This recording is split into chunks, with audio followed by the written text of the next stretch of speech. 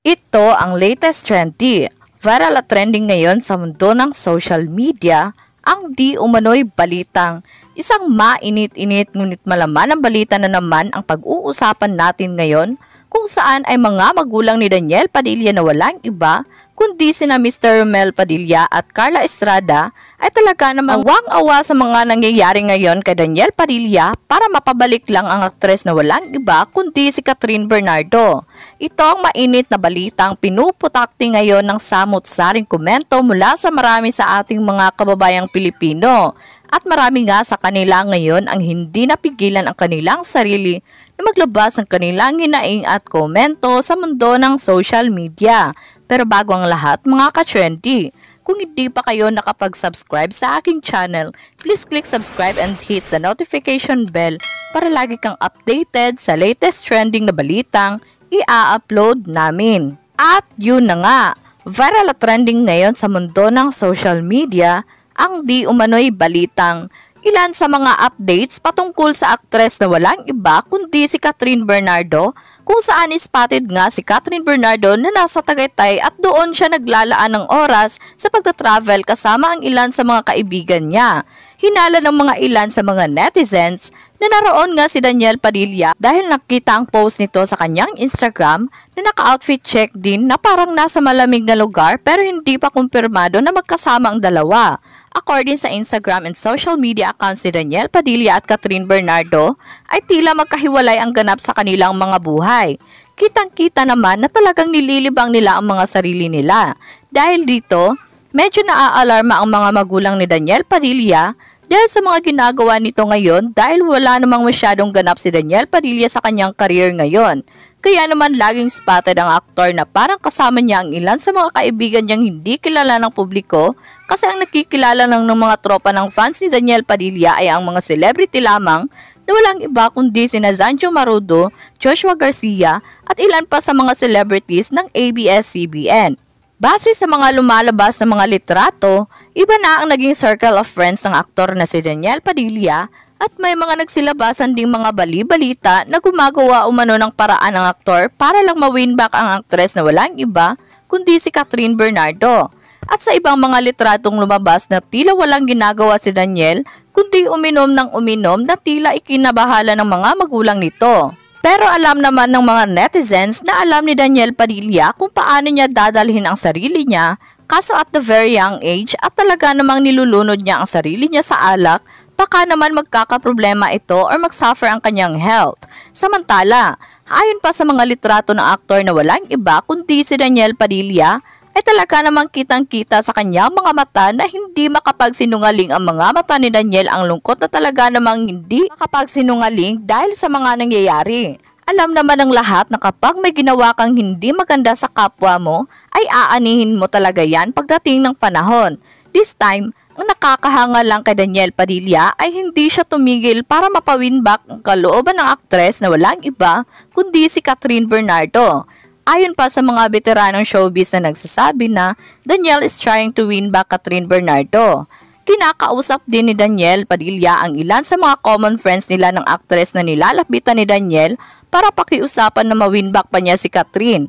At ang masaklap pa rito ay pwede kang pakinggan ng kaibigan mo tungkol sa iyong problema or sa mga pinagdadaanan mo pero ayaw nilang pumasok sa eksena or ayaw nilang makialam.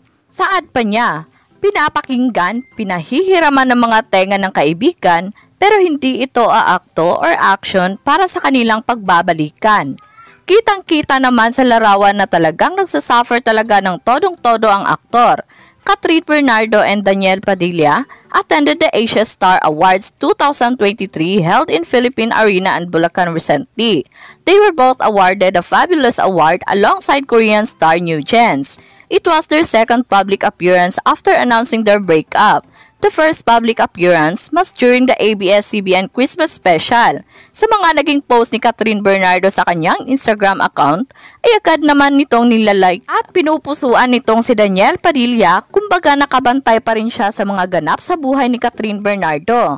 Sa bandang huli, na kay Catherine pa rin ang desisyon kung ano ang pupuntahan ng kanilang relasyon. Kaya naman nang lumabas nga ang balitang ito, ay umani agad ng samot-saring komento mula sa marami sa ating mga kababayang Pilipino. At marami nga sa kanila ngayon ang hindi mapigilan ang kanilang sarili na maglabas ng kanilang hinaing at komento sa mundo ng social media. And he posted, quoted, "Siguro kailangang makitang magbago, magpakumbaba, lumayo sa mga kaibigan na nasaktan niya at galit sa kanya dahil napahiya sila kay Kat. Also kailangan magsimba at magdasal ka. Di sapat na sasabihin na niniwala naman sa Diyos. True repentance, reconciliation, humility, daily prayers and confessions what God needs from you, DJ. Only God can give you both of you healing. Since DJ is Catholic, I suggest strongly that he spend some time in church to pray in front of Blessed Sacrament, Rosary, and go to confession. DJ needs to reflect on all his mistakes, forgiveness, and actions. God is merciful. Para sa akin naman, hayaan natin silang mag-solve ng kani-kanilang problema at huwag tayong makisawsaw if ever hindi sila magkakaunawaan. Ang mga magulang ang unang dapat makialam para ayusin ang kanilang mga anak.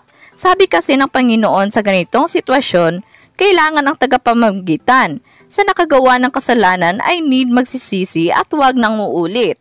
Humingi ng tawad una sa Panginoon at sa tao o sa mga tao kung saan siya nagkasala. At need pagpatawad ang sinuman kasi if ever hindi tayo magpatawad ay di rin tayo patatawarin ng ating Panginoon sa ating mga nagawang kasalanan. Kung di ba bumagsak ang career ni Danielle after the breakup, will he still win her back?